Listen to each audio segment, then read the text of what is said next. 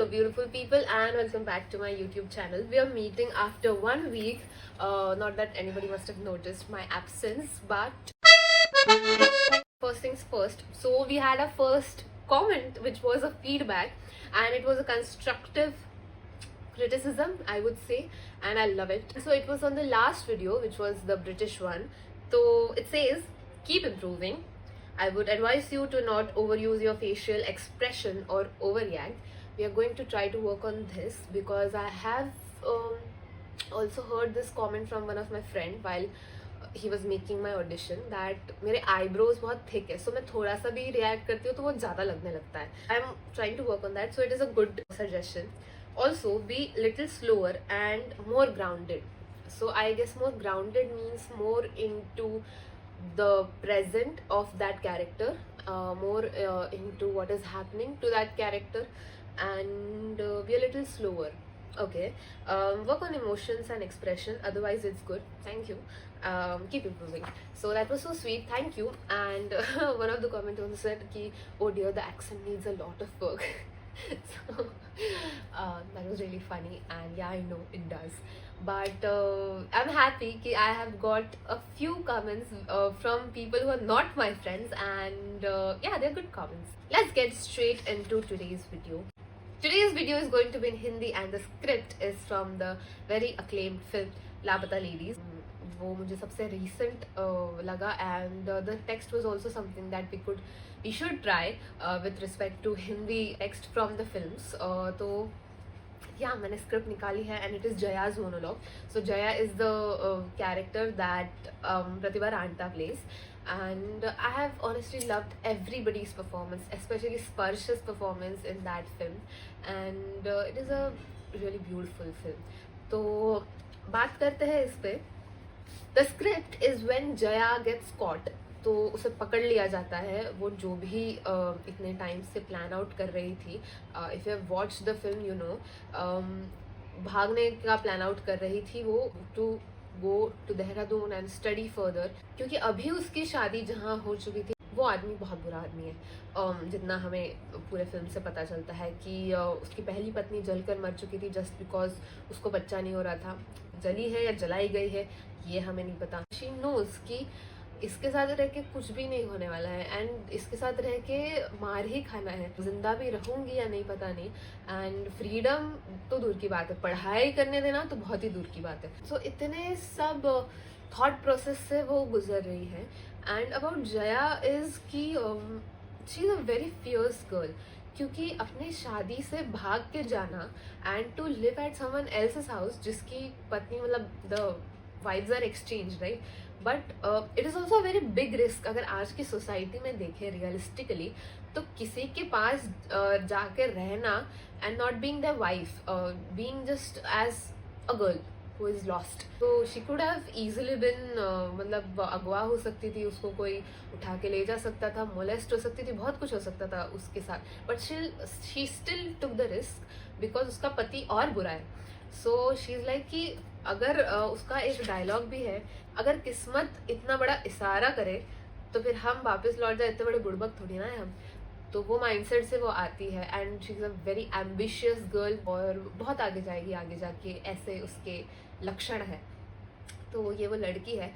इस बार मैंने एक चीज़ ट्राई करी कि I was just reading the script a lot of times and I was trying to think कि मैं और कैसे डीपर जा सकती हूँ. Like who what when where, ये सब तो हमने कर लिया and we have the basic idea, but what more can I do.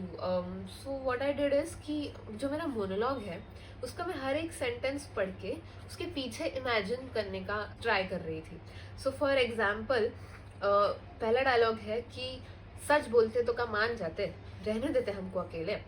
I try to imagine कि अगर वो बोल देती दीपक को कि मुझे जाना है, मुझे पढ़ना है, मुझे प्लीज़ जाने दो, तो क्या होता, क्या सिनेरियोज बनते. And while I am thinking in this sense, तो I am thinking like Jaya only. So indirectly I am trying to get closer to the thoughts of the character, is what I felt while doing it. आगे का dialogue है, का मांगे हम अपनी सगी माँ से थोड़ा बखत, और वो भी काहे, पढ़ने के वास्ते, कुछ बनने के वास्ते.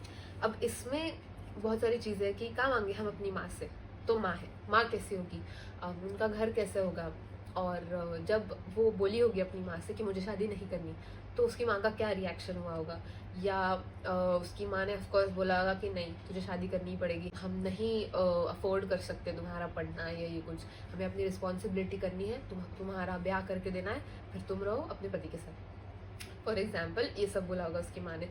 तो इसकी क्या रिएक्शन होगी, कितना उसको गुस्सा आया होगा, कितना इन्फ्यूरिएट हुई होगी वो कि यार मैं तो क्या करना चाह रही हूँ, और मैं तो वो शादी के लिए मना भी नहीं कर रही हूँ, मैं तो बस ये बोल रही हूँ कि बस 2 साल रुक जाओ, 3 साल रुक जाओ, मुझे एक डिग्री करने दो और फिर मैं शादी कर लेती हूँ। बट वो भी नहीं हुआ, और जब उसकी शादी तय हुई, जब वो बंदा आया होगा जो उसका टॉक्सिक हस्बैंड है, तो वो कैसा होगा। So I try to imagine some disgusting person जिससे मुझे घिन आती है, मतलब फॉर एग्जाम्पल कौन हो सकता है जिसका शक्ल मैं उस आदमी को लगाऊँ, and then just the thought of being married to that man, or just the thought of yeah, being married to him. वही तो बहुत सारे मतलब एंड तक पूरे डायलॉग्स को मैंने इसी तरीके से थोड़ा सा इमेजिन करने का ट्राई किया, और अलग अलग सिनेरियोज बनने के ट्राई किए बेस्ड ऑन दैट डायलॉग। और जो मोनोलॉग मैं जहाँ से कर रही हूँ उसके पहले भी बहुत सारा मोनोलॉग है, so I did the same thing with this, because उसके पहले के मोनोलॉग में बहुत सारी इन्फॉर्मेशन है कि अमराई गांव में हनुमान मंदिर के सामने घर है हमारा, तो वो मंदिर कैसा होगा, घर कैसा होगा, शादी भी असली और उसको करने का दुख भी असली, व्हाट आई सेड थोड़ी देर पहले। शादी के वक्त रिश्तेदार से पता चला कि बच्चा ना होने के कारण प्रदीप की पहली पत्नी जल के मर गई थी। सो ये सब चीज़ें जो मैंने अभी पहले ही डिस्कस की थी, ये इस धागे से मैंने ये सब चीज़ें एक थोड़ा सा वर्ल्ड बिल्डिंग की इमेजिन किया कि मुझे थोड़ी सी आइडिया कि जब मैं इसके बारे में बात कर रही हूँ या जब मैं अपने घर के बारे में बात कर रही हूँ, तो मेरे मन में वो इमेज आए जो अभी मैंने सोची, so that I think it would make my performance real. और जो काफ़ी एक्टर्स अपने इंटरव्यू में कहते हैं कि it should be true, there should be truth in it, तो I think this is the truth कि thinking the thoughts of the character is the truth, is what I feel. और मैं भी आई डोंट नो पूरे हद तक वो नहीं अचीव कर पाई हूँ, and that is what we are here for, so we are achieving, we are improving, yeah. So I think that's it about the script. It is थोड़ा सा भोजपुरी एक्सेंट, तो मैंने मैं प्ले कर रही हूँ बुंदेली प्ले, लाइफ अपडेट, मैं एक बुंदेली प्ले कर रही हूँ Amba, which is going to be performed in Rangsheela on the 3rd December। तो अगर आप फ्री हो तो आ जाओ यार, हाय बोल लो। या सो बुंदेली मैं कर रही थी, तो थोड़ी बहुत मुझे बुंदेली की अभी आइडिया आने लगी है, and this is Bhojpuri, similar to Bhojpuri, तो बुंदेली भोजपुरी थोड़ा थोड़ा आगे पीछे चलता है। तो या दैट इज़ इट, बहुत बोलती हूँ मैं। Let's get straight into what we are going to wear and where we are going to shoot it, and then the afterthoughts. Okay. As most of you know कि उसमें जया का character sari ही पहनता है, because वो ऐसे एरिया में, ऐसे community में रहते हैं। So this sari I have of my mother's, और हम उसे पहनेंगे और पहनते पहनते बताएंगे आपको कि क्या है। So one advice that nobody asked me to give, but I would still give is, being an actor you should keep all kinds of outfits, at least एक ऑप्शन आपको रखना चाहिए। जैसे फॉर एग्जांपल साड़ी है, तो ये सिंपल सी साड़ी है, ये किसी मिडिल क्लास लुक के लिए चली जाएगी या किसी कॉर्पोरेट लुक के लिए चली जाएगी, बिकॉज इट इज़ कॉटन। ऐसे ही सिमिलर केसेस में कुर्ता है कि आप 2-3 ऑप्शंस रख सकते हो कुर्ते के। So it happened with me in the earlier days कि I don't generally wear these kind of clothes, और मेरा ऐसे पहले था कि हाँ मतलब मैं कहाँ ही पहन के जाऊँगी ऐसे कपड़े, तो मैंने रखे भी नहीं थे। But then as I got a few auditions regarding those looks, तो मैंने धीरे धीरे करके अपना थोड़ा सा बढ़ाया है वार्डरोब, हम कह सकते हैं। और ये साड़ी हम पहनेंगे, इसके ऊपर सिंपल सा ब्लाउज वी विल पुट, और बनाते हैं एक टेक।